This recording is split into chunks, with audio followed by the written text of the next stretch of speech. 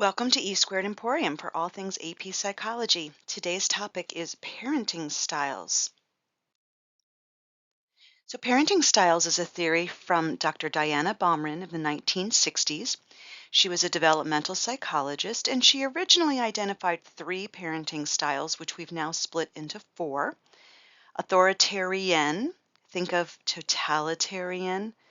Authoritative, which is the most democratic, and permissive, both neglectful or indulgent. We'll talk about all four styles. And as you can see from this chart, the way that she came up with this theory, how demanding are the parents on the child? So for instance, do they demand that you do chores? Do they demand that you take care of siblings? How much control and structure is there? So do you have a curfew? Do they tell you when lights are out? Are you allowed to go out on the weekends? Are you allowed to drive? How warm is their relationship with their children?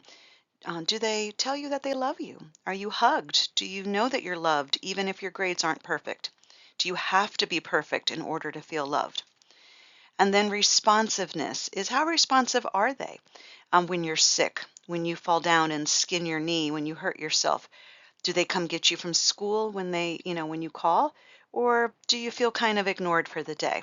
So that's how we came up with these four styles. Well, that's how Diana Baumrin came up with these four parenting styles. Now, I will say that you may have two different styles in your house, very normal, that one parent would be one and one parent might be another. So again, it looks like this on the chart with high and low limits and boundaries and high and low love and warmth. So authoritarian, let's start there. And as you can see from the graphic, very low on warmth, very high on control. So you can see that the parent is the tyrant or the king or the queen, and the child is expected to be very submissive and to obey at all times. So parents in this style are strict and demanding. They do not show warmth. They want perfection. So if you bring home a B plus, you may feel like you are unworthy or unlovable and it's not acceptable. They expect obedience at all costs, and there may be a price to pay. When you're not obedient, you may feel like you're grounded until you're 35. They don't typically explain their orders. It is because I said so. And they'll say things like, quit crying, or I'll give you something to cry about, right? So they're very structured environments. I mean, you get food, you get clothing. You might have certain days that are, it's meatloaf night, it's pasta night, and family dinners look like this, and it's very structured, very clear rules. You know exactly what your chores are, you know exactly what you're supposed to do, but there's also very clear penalties for when you break those. The children tend to be very obedient, although we see a little pushback as you get to be a teenager. But children tend to score lower on happiness scales, lower in social competence because they're nervous of making a mistake. They're very nervous about not being perfect. They're very nervous. And so they tend not to take a lot of risk, and they tend not to try new things, and they tend not to express their opinion because their opinion is shut down at home. They don't get an opinion. And very low on self-esteem for the child. The child is not sure that they're loved unless they're perfect at all times. And that's really, really high expectations and can cause a lot of anxiety and or depression later on. Now, we did see this as the primary parenting style through the 1800s and early 1900s. Authoritative is democratic. It is considered by Dr. Baumrin to be the most beneficial and the best for the relationship in the family. So you'll see here on the graphic, we have equal control and warmth. So these parents combine discipline and warmth. There is structure, but they also give you a hug. You can bring home a B plus and they will talk to you about it and they'll give you a hug.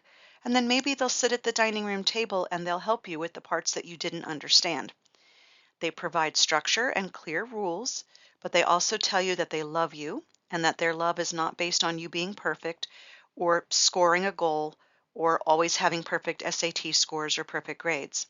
So we call this warm responsiveness. They're responsive to you if you get hurt or if you're having a bad day or you're going through something. Again, this is considered the most ideal parenting style. These children are more likely to be self-assured, happy, to have happier marriages, and to handle responsibility well at school, at part-time jobs, and on into adulthood. Now, there's two different types of permissive. They're a little bit similar, but also different. So this is permissive indifferent. And you can see from this graphic, the parent is on the cell phone and the child is begging for attention.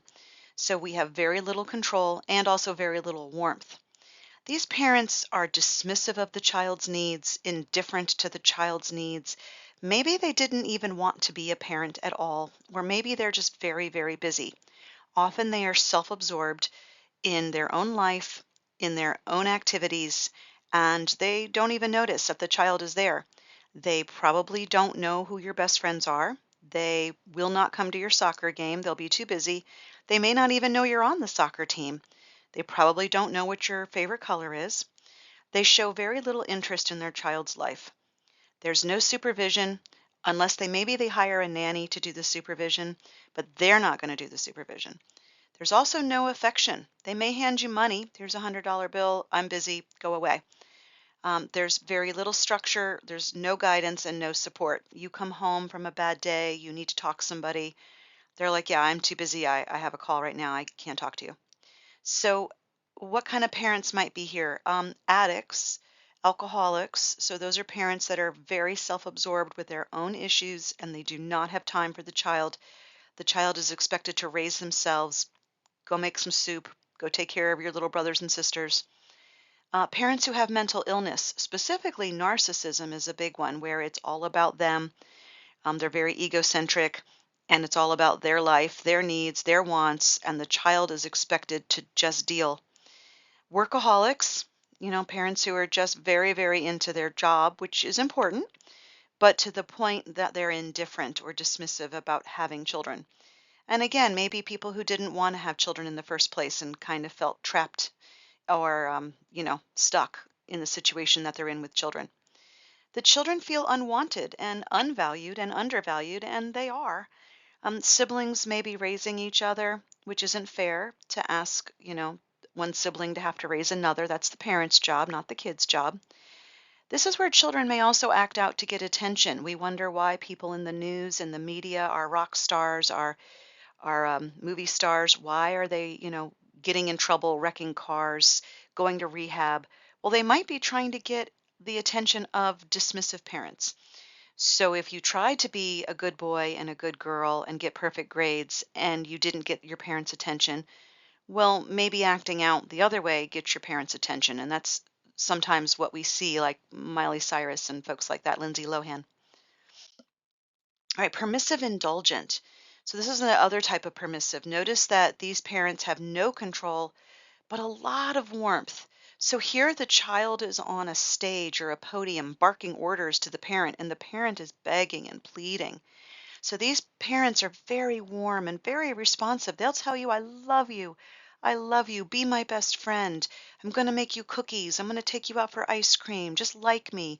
But they don't have any structure. They don't have any rules. They don't have any boundaries. And we end up with a child who's kind of out of control. You end up with a child who's a bit of a tyrant. We might say spoiled brat. A child who screams and yells in the store for what they want, and they always get their way, and it works, so they'll do it again.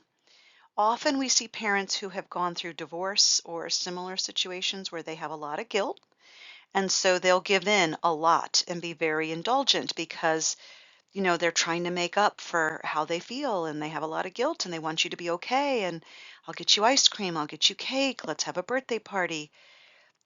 Again, they may provide money or you may have to be raised by nannies in this situation, but it's very, very indulgent to the child. So temperament kind of comes on the back of parenting styles. Temperament has to do with your personality and personality traits. It refers to the traits of how you react to the world. And we do see that it starts in childhood, and some of it is innate. Some of it are the traits that we are born with. But some of it is influenced by those parenting styles that we just talked about, and by culture and by your experiences. And some of it is connected to the mother's traits. If the mother was very nervous, often the child is very nervous. If the mother was very depressed, often we have a child who's very depressed. And how do we do these studies? Well, they've looked at monkey mothers and their babies, and they look at human mothers and their babies, and they determine that often the temperament of the mother reflects the temperament of the child. So again, are you quiet or rowdy? Are you easygoing or nervous? Are you sad or anxious? That's your temperament. And now you're ready for your next video.